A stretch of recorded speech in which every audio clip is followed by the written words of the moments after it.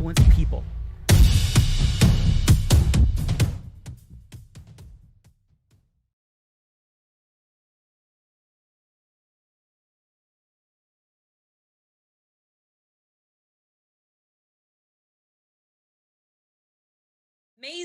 Amazing Wednesday.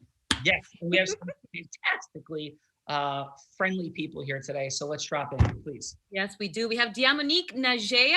Wow. Right? Diamonique Najee, yes.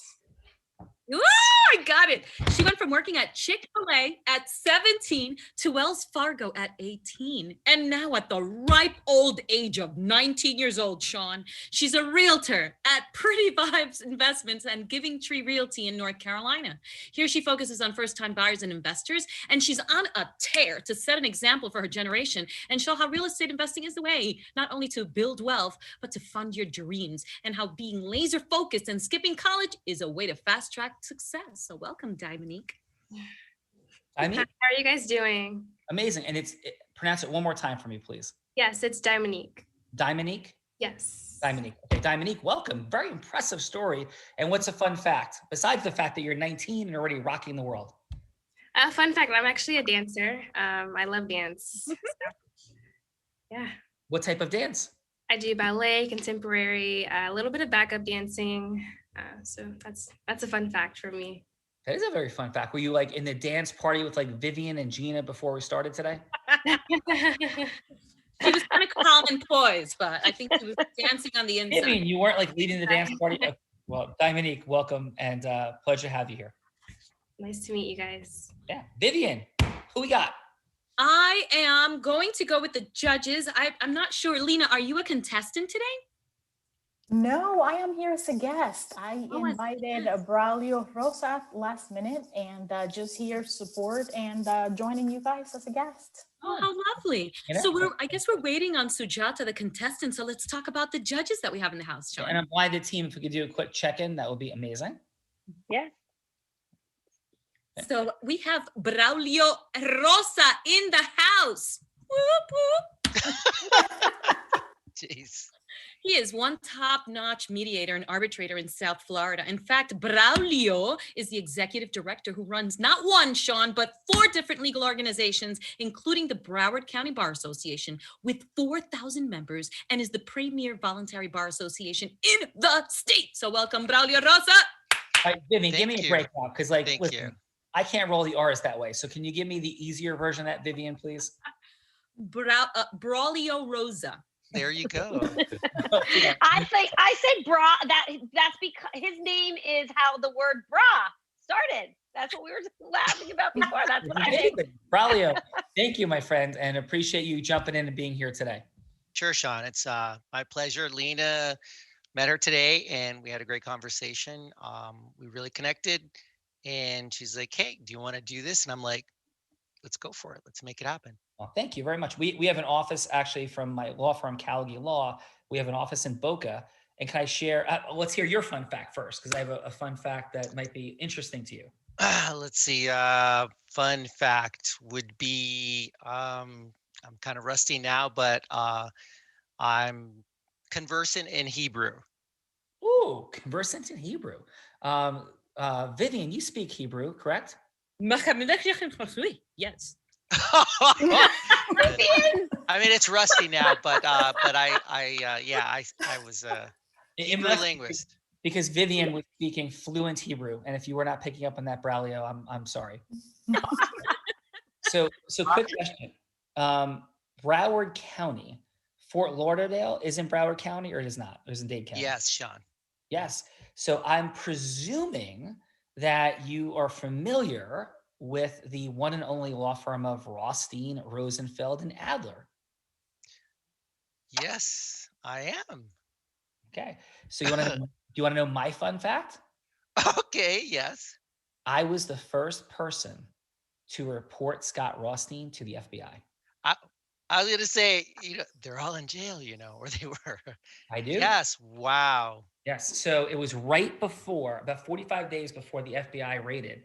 I had a client that he wanted, that Mr. Rothstein was asking for $8 million from. I flew down with the former head of white collar crimes for the FBI. And this leads into like what we're doing here in part. Wow. And the former, as my assessor, because I just felt something was wrong. Like I just felt something was wrong. We were in Mr. Rothstein's office for 4 hours, right? And the client, the head of white collar crimes, 8 million. And and that must have been the time when the Ponzi scheme, the next rotation was starting to collapse, right? So we're down there, we're in the office, and I asked him, let's introduce everybody. If we have time later, I will, instead of doing what I usually do as part of the role play, I will share what happened, because I think it will be fun with you being here today, of how I immediately knew he was lying and the entire thing was a fraud. And he took, by the way, for those that don't know, Scott Rothstein, his pyramid scheme, it was fraudulent investments that didn't even exist in employment cases, employment discrimination cases, sexual harassment cases. And he raised $1 billion with a B off of people. And he was quite prominent, around things at that time, which I'm sure you're, at least somewhat familiar with, if not very. So it was a crazy time. Pictures of him and Dan Marino, him and Alonso, him and the governor of Florida blowing out the governor's candles on the 40th birthday cake. It was unreal, the things that happened. So it's an honor, and we'll have some fun chatting about that in a little bit. Sounds good. Right, awesome. So, Yeah. Sean, may I interrupt? This is Ivan. Ivan, yes. I actually had I was going to go with another interesting fun fact, but since you brought up the Rothstein thing, I have my own Rothstein fun fact. Yes, please. So as I was telling everybody, since July, I've been practicing up in Palm Beach County. There's a folk in Palm Beach Gardens, live in West Palm Beach. But I've grown up and was practicing law in Broward my entire career. And my offices were in the same building as Rothstein.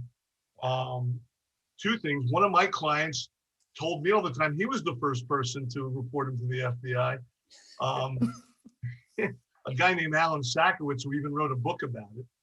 But the second thing, the fun fact is, I was there the night the FBI raided his offices. Wow. Rothstein had owned a restaurant on the first floor of our building. I was down there getting drinks with people from my firm. Back to the office to go do some work that night, and was working late.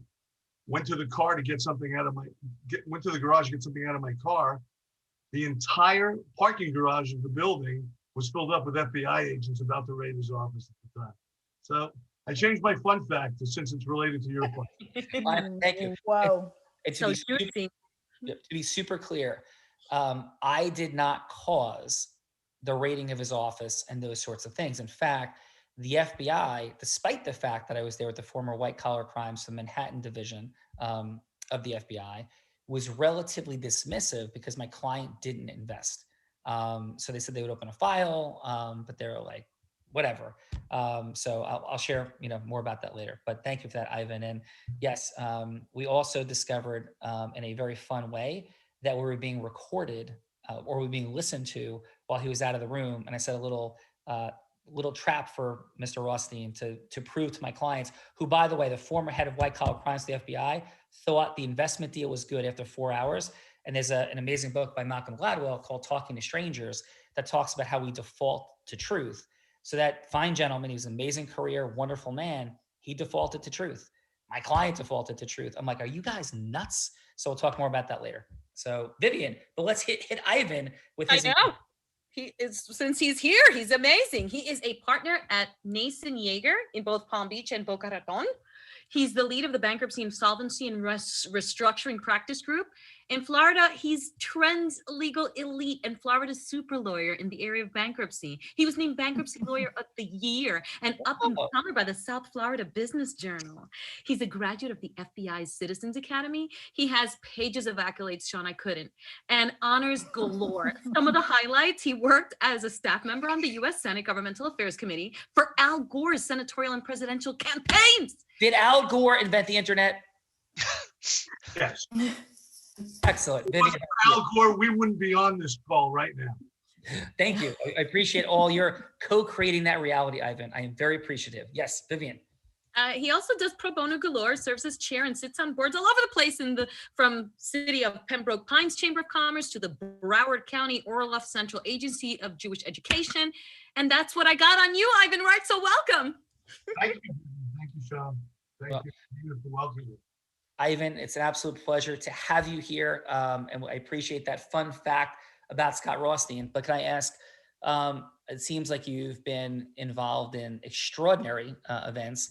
Anything in the space of bankruptcy that we might find uniquely interesting? Because I'm sure there's about 10,000 stories, but that pops for you in one of your craziest bankruptcy stories.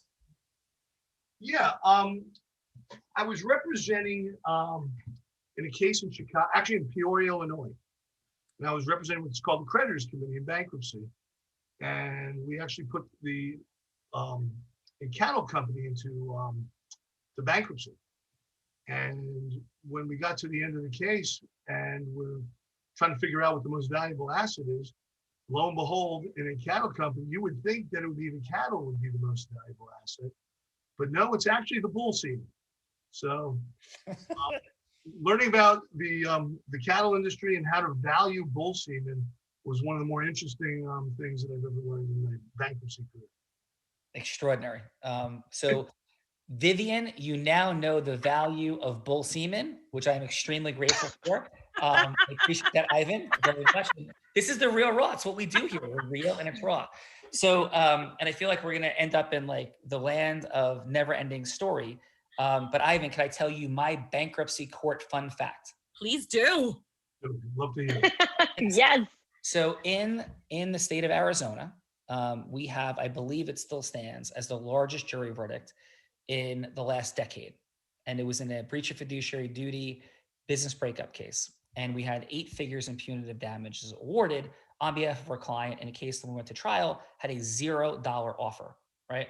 They made a simply quite wrong assessment. So then we go into bankruptcy court. The company files for bankruptcy. They had the assets and resources. It was a fraudulent bankruptcy for sure.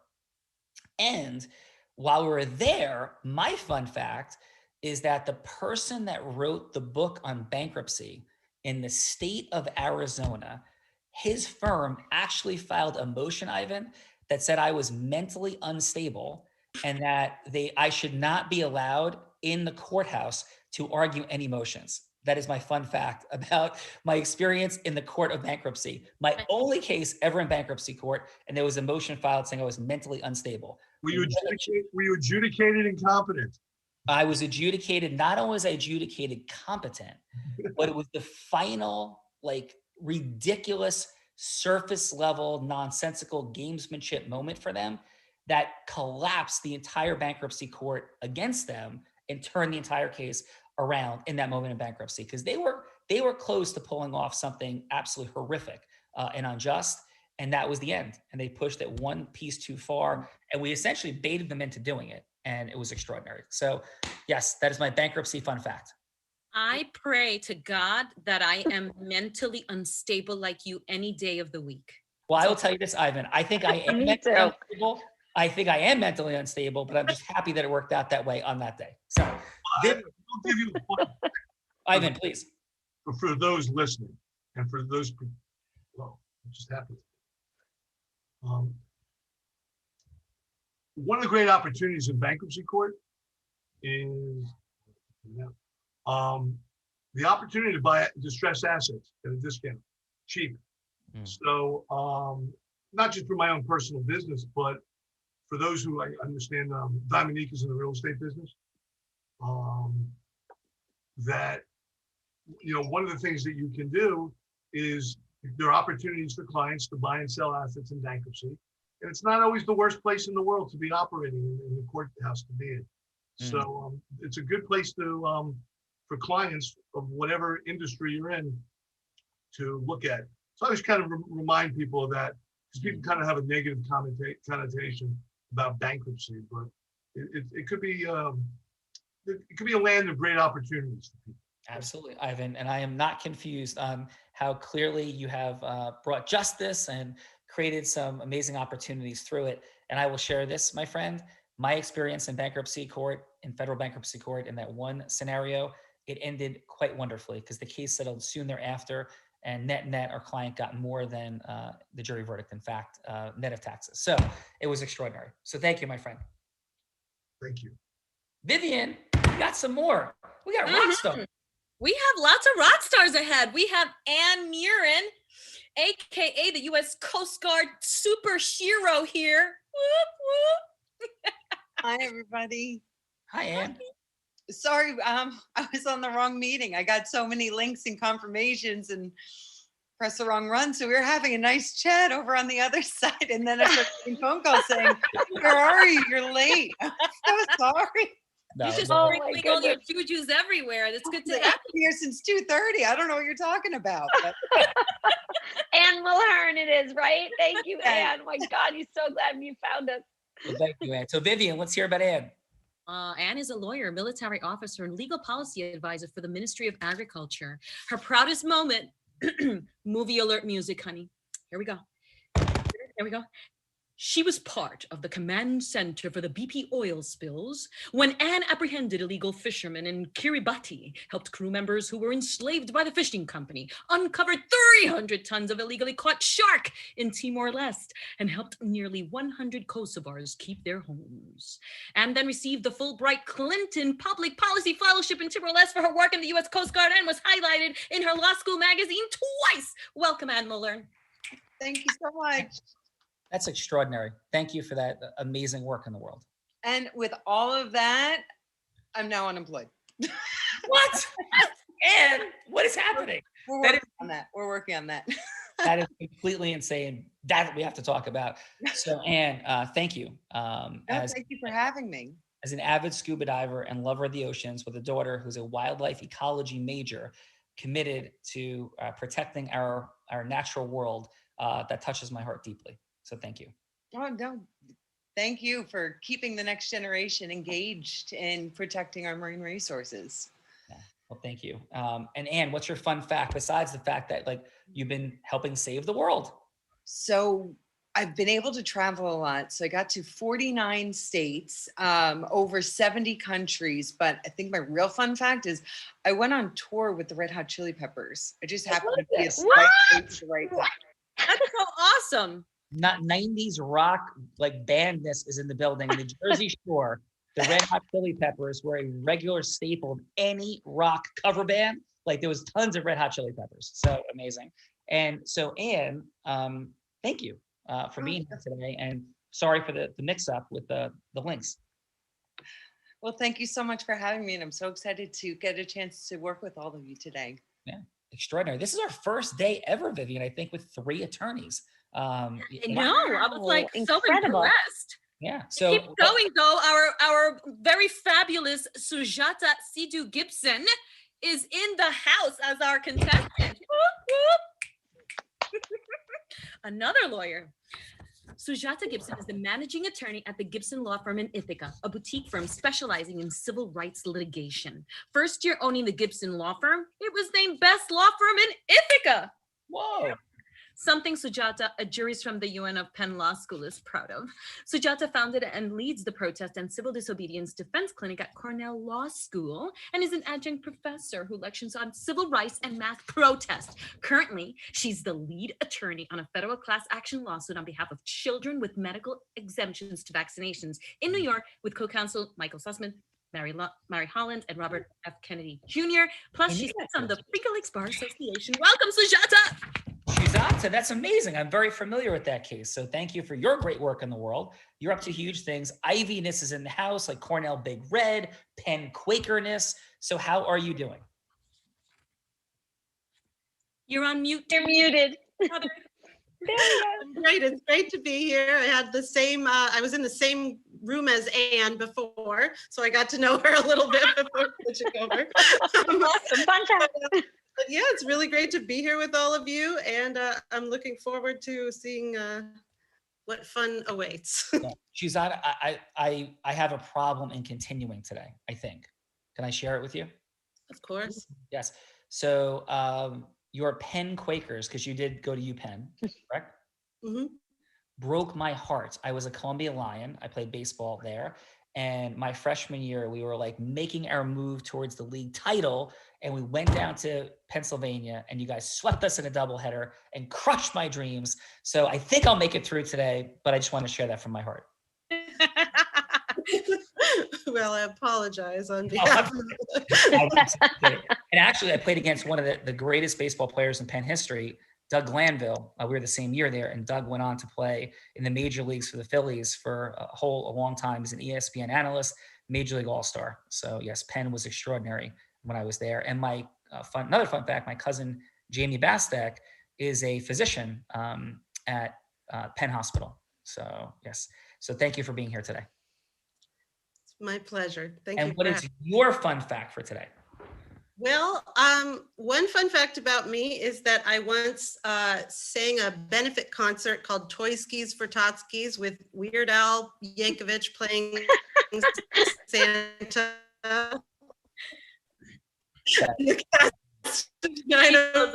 She's 2-0 in attendance.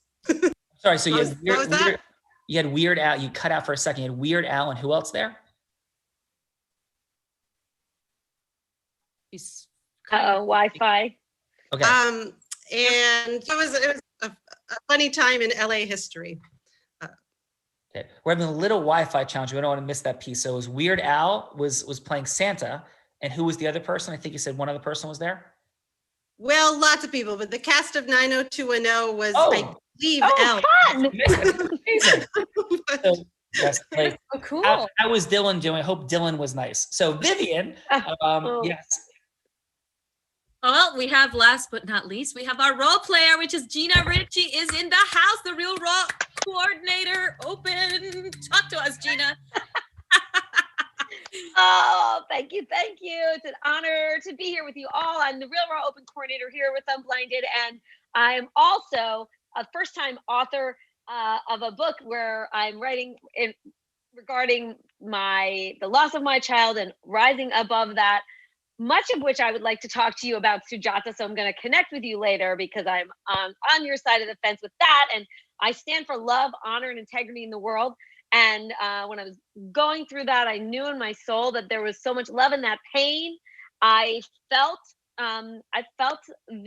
what we are doing here at Unblinded and the mission to influence with integrity and to help people get to their truth, honor, and integrity. And through my book and through what we're doing here at Unblinded, making it happen. And so it's a privilege to be here with all of you. Thank you so much. Thank you, Sean, for what you do in the world. And thank you for all stepping up here today. I'm excited to play with you.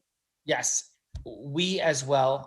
Thank you so much, Gina. And what is your fun fact? Are you going to drop in with your Bruce Springsteen fun fact, or are we going a different direction? I can go. Well, I heard, I love the Finger Lakes up there. I had some maybe fun in the Skinny Atlas Lake, which probably Sujata knows. One summer, let's just say there was some clothes dropping in the Skinny Atlas Lake. I'm not going out. I'm blinded after dark, but that was a really fun summer back in the day. Unblinded After Dark fun facts are in the house, and we're not even going near your Bruce Springsteen story. So thank you, Gina. Vivian, what are we doing here? I don't even know. Well, we've been doing it. We've been connecting. We have been developing emotional rapport.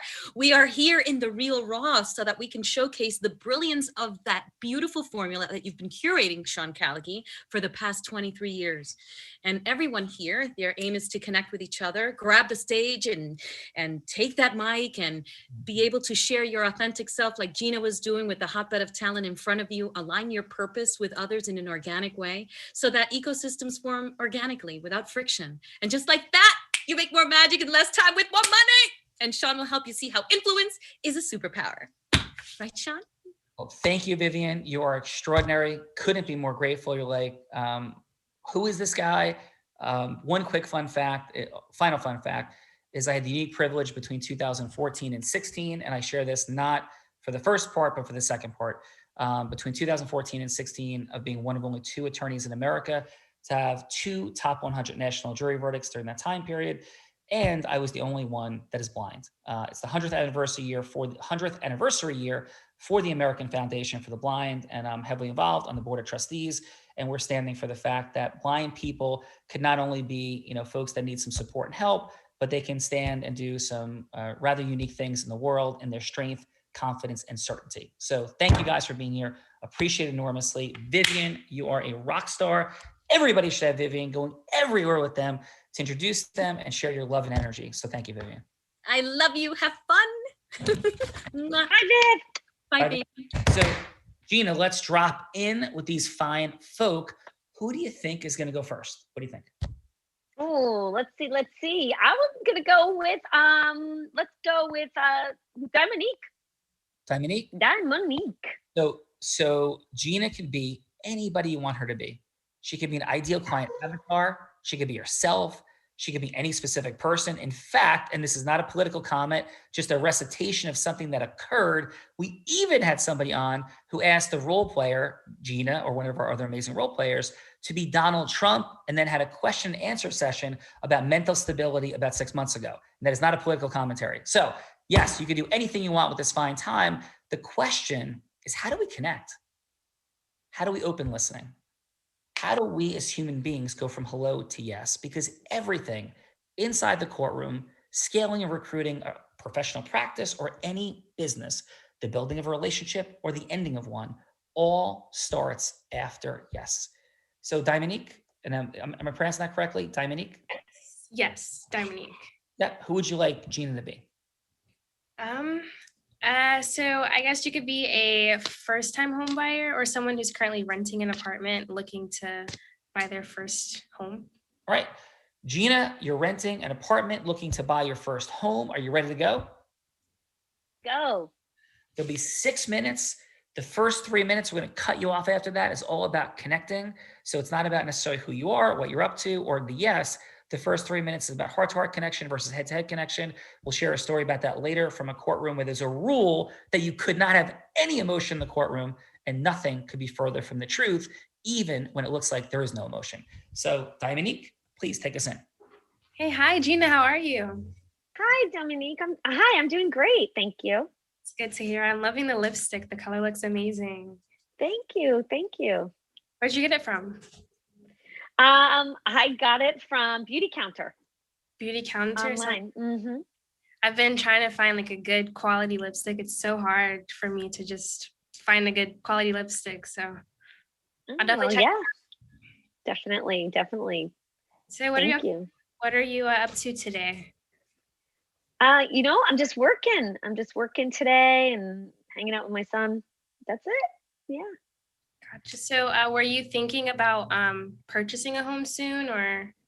Yeah, I really want to. I would like to do that definitely within the next year for sure. Right. It's definitely a great time to buy with interest rates being so low. So what's kind of like your motivation for wanting to relocate or get in or buy a home? Well, thank you. I lived in a home for 18 years until a few years ago when I got divorced after 24 years and I've had to live in an apartment, sort of in between home, the transition space. And while I kind of start to rebuild and dig out of the hole and start to rebuild. So yeah, so I'm really looking ahead at getting something for myself, actually purchasing. Awesome. Yeah, that's definitely a great decision. The time is always now. I feel like it's the perfect time. Do you have a specific area that you were thinking about or? Yeah, I'd like to stay in my area, in my town. Absolutely. I love my town. My son's friends are here. That's really important to me. I'm a mile from the ocean. So oh, that's so nice. That's so nice. Do you Yeah, go there often? Yeah. I do. Yeah. Love it. It's my favorite. Could always use a vacation. Sure. Definitely. It is my permanent, vacation. I can go there. I go running there and whatnot. So I really like to stay in my area close to New York City. Lots of great things about where I am. Gotcha. So were you thinking more like penthouse or what kind of like style home are you thinking? Well, that is absolutely on my bucket list. Penthouse in New York City overlooking Central Park, 100%. How can we make that happen in a year? Do you think, Dominique? Or a single family home for now in my town would be good until my son goes to college in a year and a half. So, okay, sounds good. Well, I definitely love to, talk about this further with you if you were interested. I'd be more than happy to answer any questions that you have, or kind of take a further look into what exactly you want, and we could, set up an appointment and take things further. That sounds great. That sounds really great. Thank you. Yeah, of course. Gene, you got a quick phone call? Yeah, all set. Okay, I'll talk to you again soon. Excellent. Gotta take a call. Thanks. Dominique, how'd that feel for you? I was so nervous. Yeah, please. Yeah, so I feel like just keeping it flowing and not so choppy. Yeah. I feel like Well, it didn't. We'll support with that in a little bit. So what were you nervous about though? Just kind of building the rapport, saying the right thing, making that connection. Yeah. So listen, there is no failure. There is Right. no rejection. You're extraordinary. You're 19 years old doing very unique things in the world. And just realizing that there's no place you have to take somebody. It's just like depth of connection. And we'll illustrate that in a little bit. And I'm inspired. We're inspired by you and what you're up to. So thank you for being here. Thank you. Yeah, we'll bounce back in a second. Okay. And I want to, this is a challenging day. Remember, I can't read, things. I am blind. It's Shujata. Yep, you got it perfectly. Perfect. Thank you. Okay. Shujata. Shujata. Yeah. Are you ready for Gina? Who would you like her to be? Sure. Gina, how about I'm trying to pitch you on a new clinical program at your law school. Awesome. That works for you? Yep. So At what school? we are the director of clinical programs. So clinical education is like, do you know what that is? It's you have different experiential learning for students where you take real clients and then you have different subjects for them to learn. And so you would be the director of one of these programs, and you have somewhat limited budgets, but you have a bunch of clinics and. Okay, so director of a clinical education program. Yeah, the whole program. The whole program. At a law Yeah, school. sorry. At a law school. Okay, that was the part I didn't, that went out. You're making the call about when this program comes in to the law school, Gina. Got And it. Perfect. it involves students and credit thing, like a lot's going to happen. Okay. So it's an important decision, right? So yeah, please take it in, Shujata. Thank you. Got it. Gina, thank you so much for meeting with me today. I wanted to start by asking a little bit about what kinds of programs you already have at the law school right now, and kind of what you're looking for. Well, we have programs that really, we really cover everything here right now. We have every sort of area covered to our students that that are needed at this time in their journey in their education. What exactly is it that you want to bring?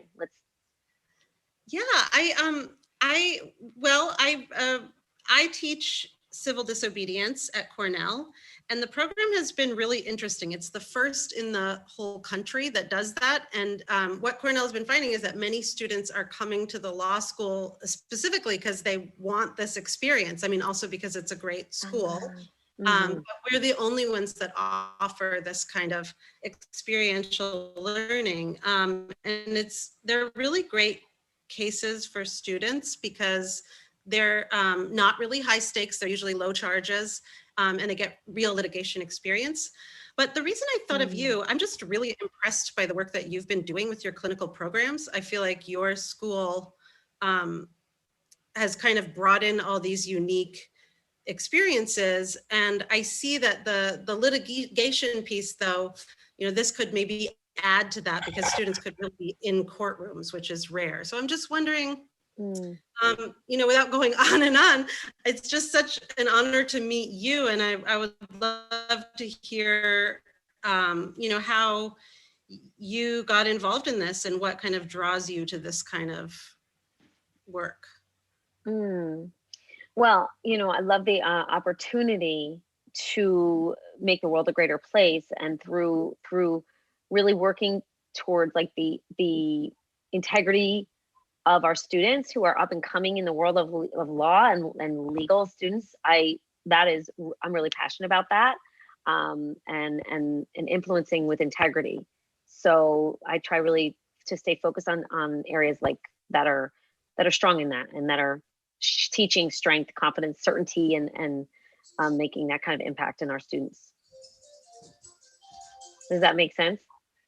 That's what I really, yeah, absolutely. It's what I appreciate about what you guys are doing in these clinical classes. And I think this would be a good fit, because what the students will be really making a difference in the world and gaining that real life experience they need. And I'm just so impressed with what you're already doing. And I would love to talk with you more about, you know, how we could work together. Okay, great. I have to take another call and we will do that. Oh, yeah. Yep. Awesome. Sujata, excellent work. Thank you for that. How'd that feel for you? I jumped way too fast, I think, into just talking business. I should have asked her about herself a little more.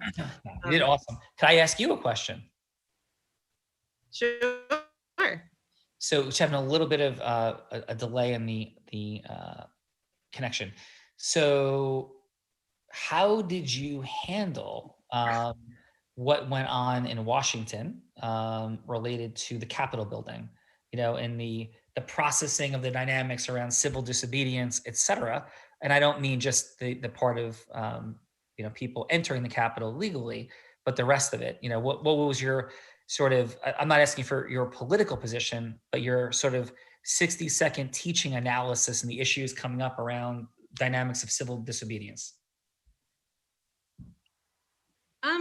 You know, I think it's really a fascinating incident, and also the media's kind of, the politicization of this is really interesting. But I think it brings up the question of what nonviolence means, and the difference between nonviolent civil disobedience and violent civil disobedience. And property destruction is a line that is really much debated in academic circles. But in any event, you know, each protester, I believe, really needs to be looked at individually. There are often very different activities that people have participated in, and some people, you know, may be agent provocateurs, or they may just be bad actors and have done terrible things, but that doesn't mean every person who attends a peaceful protest is part of that. So you really have to look, I think we need to not just jump to conclusions about everyone that was there, and look individually at the actions of the people that were there. Extraordinary. In the search for truth, it's often much more complicated than obviously we see in a 60-second soundbite. So I think the only way we create unity as a nation, and by the way, this is not a left-leaning or right-leaning commentary. It's like a truth-leaning commentary at all times, and that's what we lean into here. I think it's extraordinary. And when we you know, reduce our society to making split-second decisions, whether you sit on the right or the left about anything, that's when I think we get in trouble. So it is inspirational that would be your thoughts on that matter. So thank you. And just to clarify, it's not that I'm condoning the bad behavior, bad apples. Like, it's very disturbing, some of the messages that came out from that event and some of the actions that were taken. But I just do worry that there's this sort of lumping in, and I've seen it with so many protest movements on every aspect of the political spectrum, where everybody gets lumped into the actions of a few. And I think you need to treat people individually and see what they've actually done and what they actually. John, may I ask Sujata a question? Because I find what she does absolutely fascinating. Please, of course, yes. First, by the way, a high school friend of mine is a teacher with you at Cornell. Do you know Risa Mish? What's the name? Risa Mish. I'm afraid I don't, but there are many people I don't know yet at the law school. In the graduate school, imagine she does leadership and critical thinking, things like that.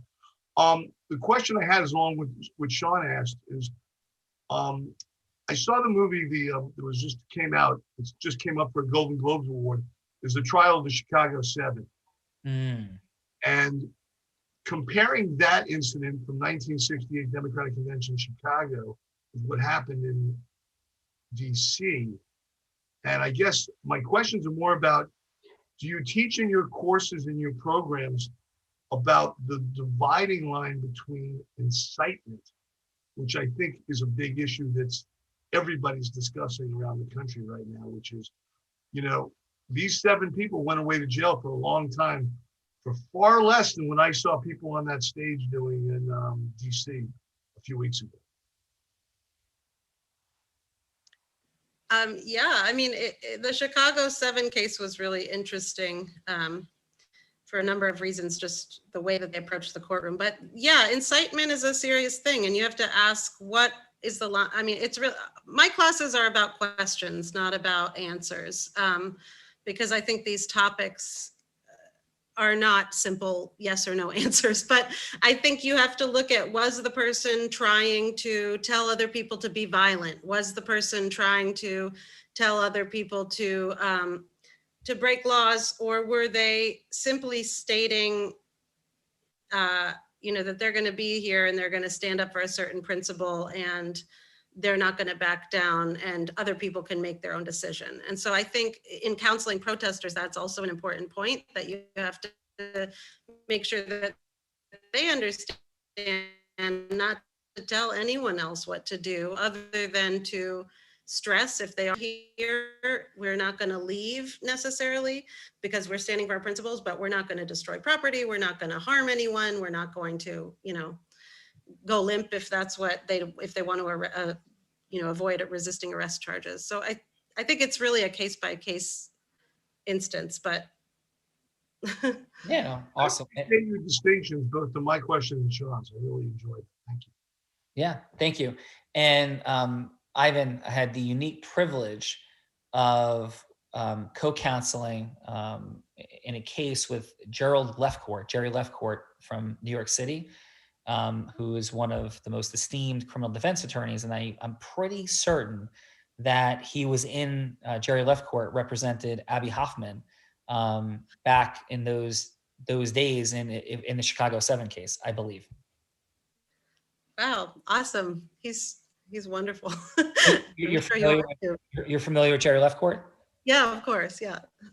Yeah. So he was, I've been to lunch with him at least 5 times, and we've worked on a client in common. It was a pretty interesting case that we're involved in. It wasn't a criminal case, but it was a Ketam case.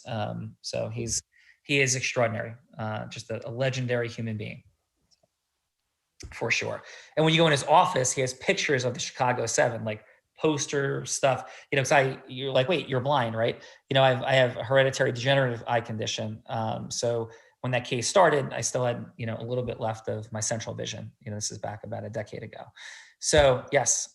So let's go to our fine judges for today to give a little feedback. And we're assessing, our fine esteemed colleagues.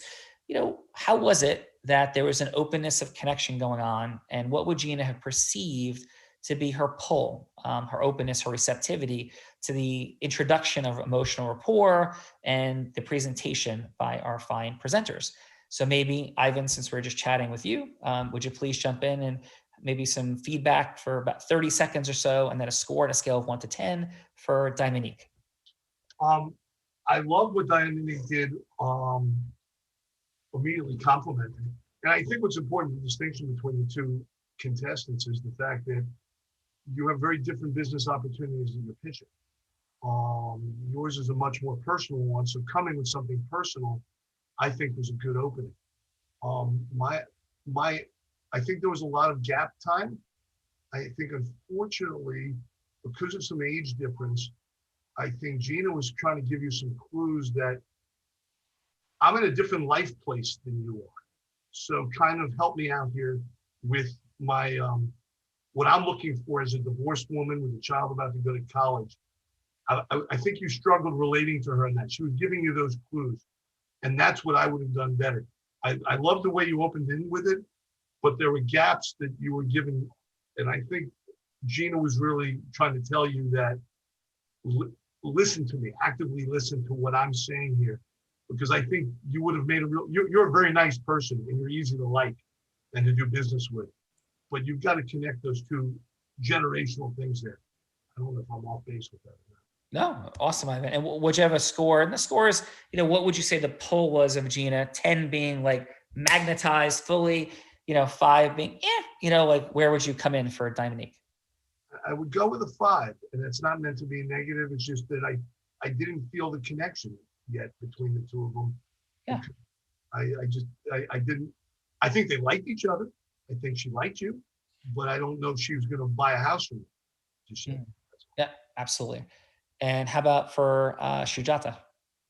Sujata, I think, while she gave her own self-critique of not being as personal as this time was, I don't think that your situation lended itself to it. I think I like the fact that you went right for the jugular.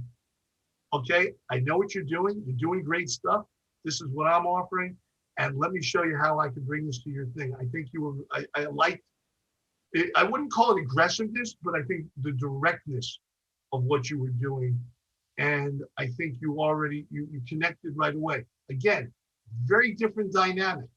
You're in the same universe as what Gina was operating in. You're a clinical director. She's a clinical director. You talk in the same language. You don't have to go through the small talk to get there. Dominique had to work through the small talk to get there and make it more of a personal connection. You didn't need to do that in your connection. That was my main critique. And I don't think it's a negative. I just thought I like that. So, excellent. And what'd you have for a score, Ivan? an 8. Nice. Well, thank you. Beautiful feedback. Let's go broadly. What'd you have for Dominique? So, I mean, some similar thoughts as Ivan.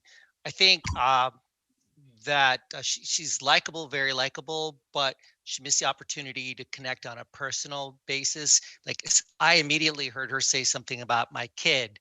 I would have gone right there right away and started saying, oh, how old, boy, girl, what do you guys do together? So my recommendation in the future to Dominique would be to really try to make a personal connection. I mean, people like to hear about themselves. Let them talk. Give them an opportunity to talk to you about themselves. They're going to give you more information that you can then use in a positive way, but to understand what their needs are. So I think you kind of miss that opportunity. That's youth. You're 19. You're amazing to be on this. Part of what was going on, to be honest, on both was y'all are nervous. You're acting out something that's unnatural. Generally you're going to meet someone that you could do some research on. Okay, so I probably would grade you a 5 also, not because you don't have game, it's that you have room to improve. So kudos to you. You're much more courageous than I ever was at 19. Awesome. And how about for Sujata? Sujata was stumbled initially because it's awkward. Again, it's not a natural thing. And then I saw her get into her rhythm. She knew what she was talking about. So they connected better. The only thing I would say, and I'm doing the ums now, and this goes for both, and again, this is an unnatural situation, is ums. The ums are like not good. You need to really know what you're talking about. So in the real world, you would really do your research and know exactly what you're going to talk about, and there wouldn't be all these ums. So also, you touched your hair. I would never see you do that when you're talking to a client or opposing counsel or something, to kind of do this. That's something to me that I think you shouldn't do, as well as you made a weird facial expression like, maybe, are you going to buy into this? You did that, which you shouldn't do that kind of facial expression, because I read that right away and I say, nah, but I thought you connected better. So I would have given you a 7. You did connect personal. You were more connected with her. So awesome. Kudos to you. Awesome job. Great feedback, Riley. And how about, the bar?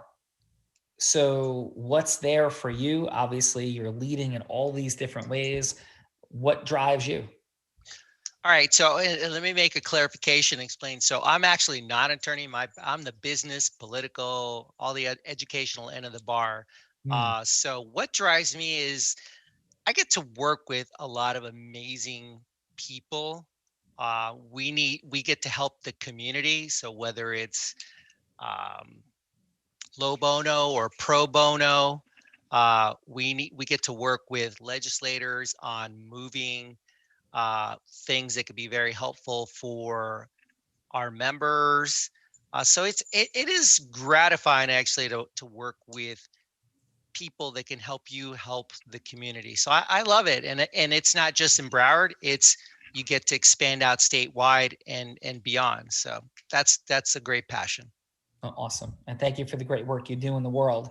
While we're getting feedback, we're gonna go a little bit of a different format since we, I think, deeply connected. We had a little link delay. So I think we might forego the second round and just step into just a couple of things to make sure we complete on time. Would you guys like to play the how did we know Scott Rothstein was lying game? Sean, Yeah, that'd be fun. don't forget Anne, our other judge, Anne. No, we're gonna get to Ann in one Okay. second. We're Okay. gonna, All right. so I want to make Got sure we're Sean, right. No, thank you. Sean, sorry? simple answer. He was moving his mouth. So it's I'll give you a hint. There's like a few good men moments with the Tom Cruise-ness present. So yes, so we're gonna then go to Anne and then we'll drop into that. So Anne, please, what did you have for Dominique? So I'm gonna buck the trend and say, Dominique, I give you a higher score. I went with a 6.5, possibly partly because you are 19 and how you conducted yourself was very impressive. And I think just for the age issue, it's commendable. When you started off, I know it was mentioned that, you started with the personal opening. You talked about the lipstick, but then said, oh, that's a good recommendation. I'm going to try that because it might solve a problem of my own.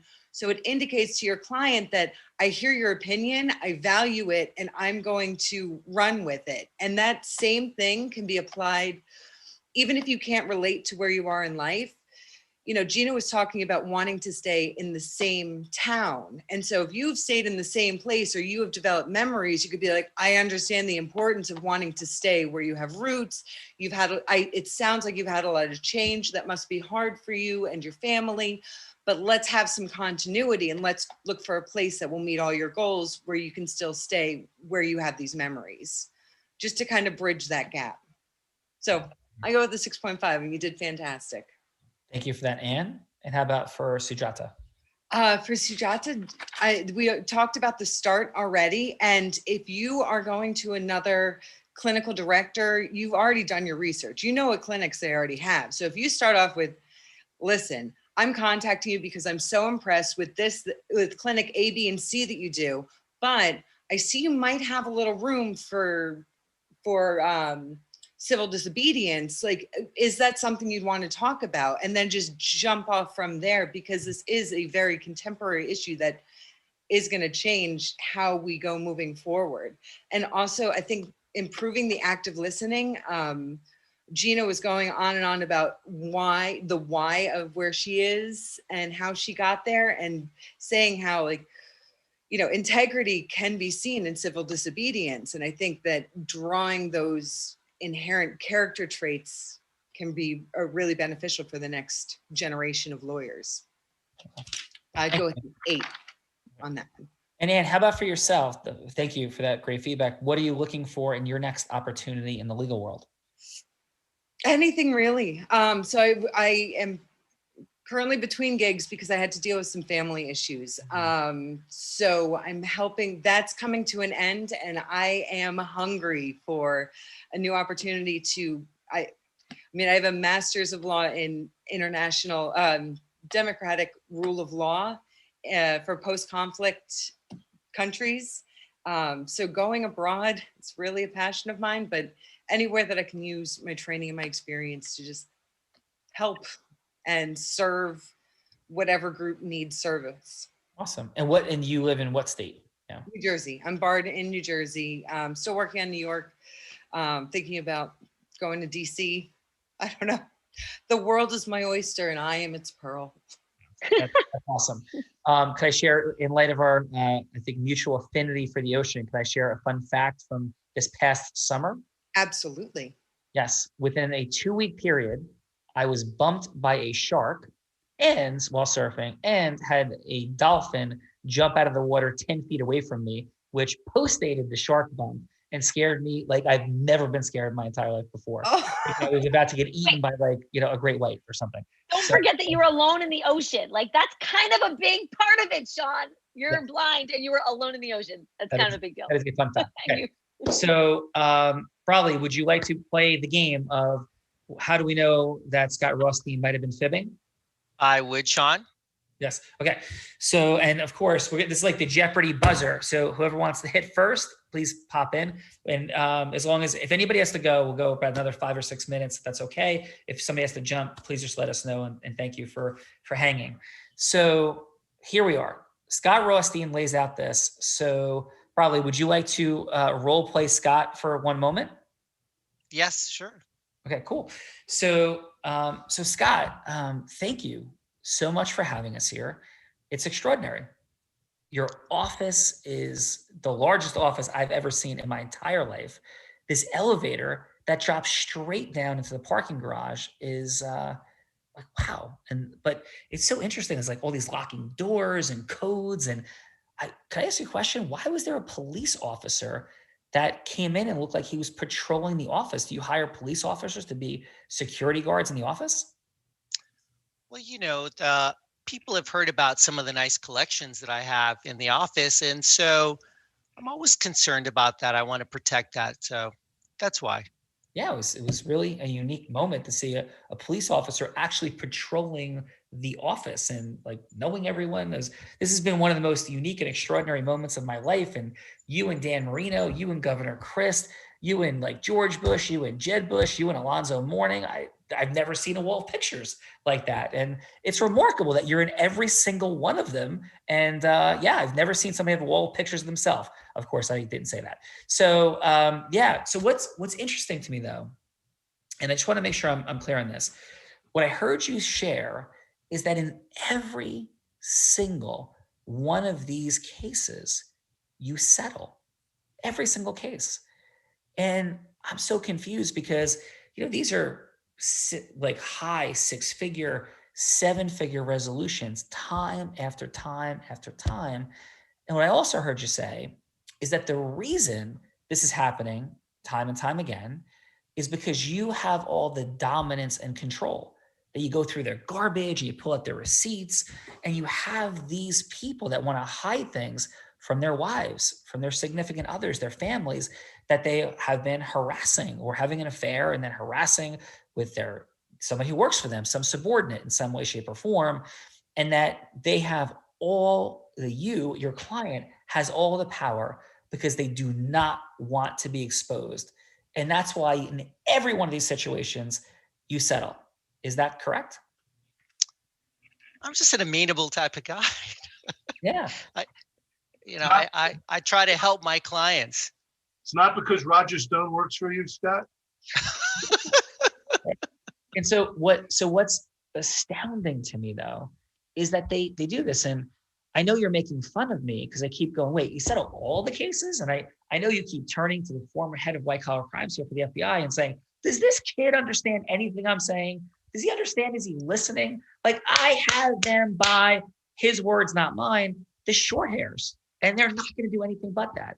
So I hear you, but I have only one question, right? In light of all of this control that you have, and in light of the fact that we're here to buy out these structured settlements for these poor women, I just have one question. Can anybody think of the question that I asked him that caused him to start blinking like a lunatic and start saying his entire energetic facade collapsed? So this is our Sherlock Holmes moment. When anybody jump in? Do the cases exist? Something along the lines of whether do the cases actually exist or the clients actually exist? Yeah. Well, that's brilliant because they didn't. But folks, would you like me to share the question? Please. Yeah. So I said, Mr. Rothstein, and again, it's been honor and privilege, but I'm just so confused. If you have all of this control and they're going to do whatever you want, and they settle all of these cases every single time, then sir, why are these all structured settlements that we're here to buy out all of them from your clients? Because if you had all the control, why didn't you get a payout that was unstructured? Am I supposed to blink? Yes. Go, And that's exactly what he did. And he started saying, well, sometimes people say, but that's not what you said. That's not what you said. You said every time, this is what happens with the Marines. This is what happens with the Marines. This is what they do. Of course, that's from A Few Good Men. It was literally the same logical trap. And he collapsed. He was blinking, but here's the extraordinary takeaway. Even though that happened, and again, Malcolm Gladwell, Talking to Strangers, speaks into this issue. These fine and amazing people defaulted to truth. And if we ignore one fact, one unexplainable moment that doesn't fit, it's because it doesn't fit. And this is how Jerry Sandusky, the horrific doctor that abused those young gymnasts and other athletes, this is how these things occur. This is how the Bernie Madoff Ponzi scheme lasted, with somebody complaining for about 4 years to the SEC. When we ignore one fact and we look at the trappings of all the rest. So that was my fun, and thank you for I didn't know until a few minutes ago that you're, first of all, you're coming on, and that there was that connection in Fort Lauderdale. So thank you for that fun moment. My pleasure, and I've had a great time, Sean. I've got to jump off. I've got another Zoom now. All right. But it's my pleasure, and I hope that at some point we can connect again. Yeah, thank you. It was a beautiful day. Thank you for that. And Ivan, how was your time today here, sir? I enjoyed it. Extraordinarily productive. And Thank you, Bradley. I learned a lot on it. And thank you very much, everybody, for participating. Let me tell you, by the way, I want to go back to Dominique because I just think you're so impressive. I really impressed by you getting on here and doing this. This is not an easy task. And people, usually there's an age gap. Everybody else on this call is a little older than you, and a lot older in my case. But it takes a lot of courage to do what you're doing. And I think it's a good self help technique for yourself to be doing other people's process. Yeah, awesome, Ivan. And I'm just Dominique. If you want to hang on, everybody can hang if they would like. I'm going to support, and I have a couple of ideas of how you might approach these situations, and this will be recorded, and I will assure you that it'll be really helpful to give you some certainty, and I'll role play as you in a minute. So if anybody wants to hang and see that, great, but I want to give everybody a chance to depart. So Ivan, thank you so much. Thank you guys. Yeah. Yeah. Thank you. Yeah. And how was your day today? Again, thank you. I'm sorry, I didn't get the question. Yeah, I just said, how was your day on the Real Raw here today? It was fantastic. And Dominique, is this your first time here? Yes, it is. Lorelai reached out via Messenger, and I was like, hey, why not? We love risk. So yeah, absolutely. So truth be told, I was supposed to be a contestant today, but there was, I guess, a scheduling issue. So I got to be a judge. So thank you, because I would have been in your shoes, and it's a lot easier being a judge and sitting on the periphery and at least getting to see and interact with how this whole amazing process works. I mean, the guts, you've got guts, girl, you've got guts. So For sure. You should be very, very, very proud of yourself, and very proud of the ambitious career that you're embarking on. It's incredible. thank you. And thank you. And really impressed. I'm going to support Dominique in one moment with a quick few thoughts and approaches. So thank you so much, Anne. Your congruence, your heart, your passion is present, and certainly very grateful for you being here. Thank you so much, Sean. I appreciate it. And I hope this isn't the last time we chat. Yeah, me too. And we've done about 400 of these so far since COVID began. And thank you guys for advancing that. And there's certainly more to talk about for sure. Thank you. All right. And Thank you, everyone. Nice meeting you. Goodbye. Thank you. And Sujata, how was it for you? Oh, it was great. It was a little bit nerve-wracking. I think I was supposed to be a judge, so I was kind of prepared for that role, and then I was a contestant. But it was good to just be thrown into it that way. I learned a lot. I didn't even realize I was saying or touching my hair or doing any of those things. So I need to. That's really good feedback. All of it is, and it was a good experience. Well, thank you. Dominique, I agree.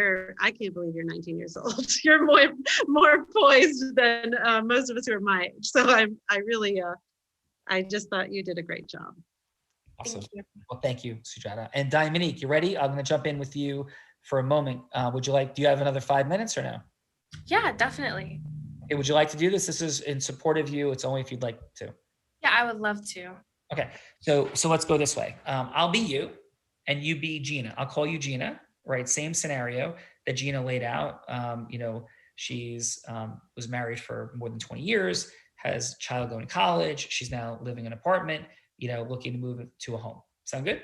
Yes. Hey, so Gina, thanks so much. I know you don't have a bunch of time, and I'm sure you're talking to a ton of people. I really appreciate our communicating today. So thank you.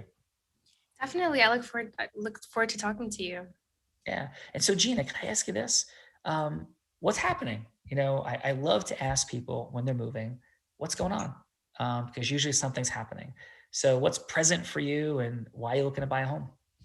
Right. So I'm currently living in an apartment. Me and my husband recently got a divorce, have kids in college. So this is definitely an important decision for me, just finding, a new place to live. So. Well, I'm sorry to hear that. I hope it's for the better, though, in your life, and feeling your heart, your energy. I'm sure it will be. Thank you. Yeah. And you said you have children. You said multiple children. How many do you have? Yeah. So I have two. One is in college, or they're both actually in college. Awesome. And how old? Boys, girls? How old? I have a daughter. She's 19. And I also have a son. He's 25. Wow. And where do they go to college? So my daughter, she's actually at UCLA. She's majoring in business management. And then my son, he's working on his master's in civil law. So. Oh my goodness. Well, go Bruins from UCLA. It's an amazing school. So congratulations. And where did your son go? He goes to the University of Atlanta. Very awesome. So sounds like it's a new time of life. And Definitely. get ready to go. So what's the vision? So you get your home, and like, where's life headed for you? Well, so since the kids are out, they're in college. What I really, obviously, I have to move, find a new home, being that the divorce and everything is happening. But I really want to get into real estate investing. So possibly moving out of this home within the next 2 to 3 years, borrowing against it, and then going to get another one. So that's Awesome. kind of where I'm looking. And listen, I know that you're short on time. Would it be okay? I'm hearing a person who's not in transition, but has a vision for their life. And I'm honored to talk with you. Could I share about 30 seconds of me and then see if it makes sense for us to talk longer? Definitely. Yeah. So my name is Dominique, and I want to just share something with you that you may find relevant. I'm 19. Yes, I am 19. And while at first blush, that could be something that you go, whoa. I stepped into this career path because I love people. I'm ambitious. I'm driven. I have people that it could speak with you about the outstanding things that we've done together. And the reason is because I want to prove myself to every person I work with. So you're a buyer. There's a lot of seasoned real estate professionals that don't even want to really work with buyers. They want to have sellers. They want to list houses. It's a much easier process. I'm honored and thrilled to work with every buyer. So as we wrap up this phone call, and I ask you one final question, just own in your heart, from my heart to yours, that I'm committed to over delivering for you. So you're a raving fan for life, and you want to tell everyone you know. And if you give me this opportunity as a 19-year-old real estate professional who's looking to blaze a trail and make people's lives better, you won't be sorry. So my final question is, how does that resonate for you? And if it does, would you want to give me a 30-minute chat to see how we align more deeply? Yes, I'm definitely open to that 30-minute chat. Okay, awesome. Dominique, how did that feel for you? I felt the connection for sure. I really like how you waited until the end to kind of like touch on myself versus like starting out with, hey, like my name is, these are my credentials. So that was something that I found valuable. And this is recorded. Couple quick thoughts. One, in any conversation you have, spend at least 2/3 of the time, the first 2/3, listening and clarifying questions, and really when somebody says something to you, every single thing they say is because they want you to know it. So like lean in with them and ask them questions about it. So if Gina says she has children, it's because she wants you to know. If she said she was divorced, it's also because she wants you to know. And that could be because she's, proud that she's on the other side of it. She's excited about her life. Maybe there's some pain. There might be a bunch of reasons, but nobody says anything that they don't want to talk about. Right. Gina, am I correct? You are correct, 100%. Yeah. Absolutely. Mm-hmm. So for everybody, give them that listening, and the final 1/3. So if you have 5 minutes, it's like 3.5 minutes of just listening. It's a half an hour. It's 20 minutes, and then lean into who and what you are, because people buy into people because they like them, or because people are like they want to be, and they're assessing for risk that you're not somebody they like, and that you're dangerous, and that you're going to harm them in some way, not like horribly, but you're going to waste their time. You're going to waste their energy. So that's what people are looking for. And they want to know they can believe that it's safe to listen to you and that it's meaningful to move towards you. Does that make sense, Dominique? Yes, it does. Awesome. So thank you for that. And how was your day here on the Real Raw? It was great. I got so much value. It was so inspiring just seeing everyone, listening to everyone. So I definitely appreciate just this platform. I took tons of gems, tons of value. So I'm excited to implement them. No. Well, thank you for that. And thank you for being here, and everybody for being here who's ever left, if just us. And Gina, final. How was your day today? Amazing. And Sujata did stay for that. So thank you, Sujata, for being here for that. And outstanding, of course, learning integrity-based human influence and how it will change the world if we keep implementing it. So thank you, Sean, for all that you do. Thank you. Thank you. And again, Sujata, thank you, and hope that was helpful and meaningful. It absolutely was. Thank you. Yeah, thank you. Have a beautiful day, because you know what, Gina? We are all blind. Oh, I'm sorry. Just learning to see. Yeah. Sorry. I was